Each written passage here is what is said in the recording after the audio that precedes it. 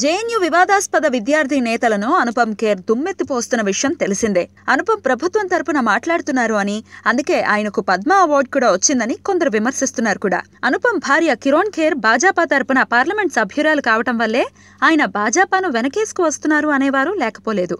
అయితే కిరణ్ ఖేర్ ఇప్పటి వరకు జేఎన్యూ వివాదం మీద మౌనంగానే ఉన్నారు. కానీ ఎప్పుడైతే కన్నయ్య కుమార్ 1984లో జరిగిన సిక్కుల ఊచకోతని తక్కువ చేసి మాట్లాడారో కిరణ్ మండిపడ్డారు. ఆ మధ్య కన్నయ్య మాట్లాడుతూ 1984లో జరిగిన సిక్కుల ఊచకోతకి అల్లరి మూకలే కారణమని, కానీ 2002లో గుజరాత్లో జరిగిన అల్లర్లకి ప్రభుత్వం కారణమని చెప్పుకొచ్చారు.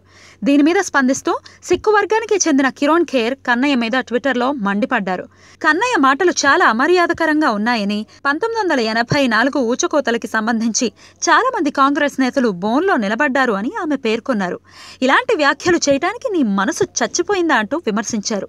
కిరణ్తో పాటు చాలా మందే ఇలాంటి విమర్శలు చేయటంతో కన్నయ్య కాస్త దిగివచ్చారు. తన పార్టీలకు అనుగుణంగా అభిప్రాయాలు వెల్లడించాను అని, ఎక్కడ అన్యాయం జరిగినా గొంతెత్తుతాను అని సంజాయిషి ఇచ్చుకున్నారు. పనిలో పనిగా 1984లో బీజేపీ నేతల మీద కూడా కేసులు నమోదయ్యాయి అని కొసరు విసిరారు. కన్నయ్య తీరు చూస్తూ ఉంటే కాంగ్రెస్ను సమర్థిస్తున్నట్లుగా ఉందని విమర్శకులు పేర్కొంటున్నారు.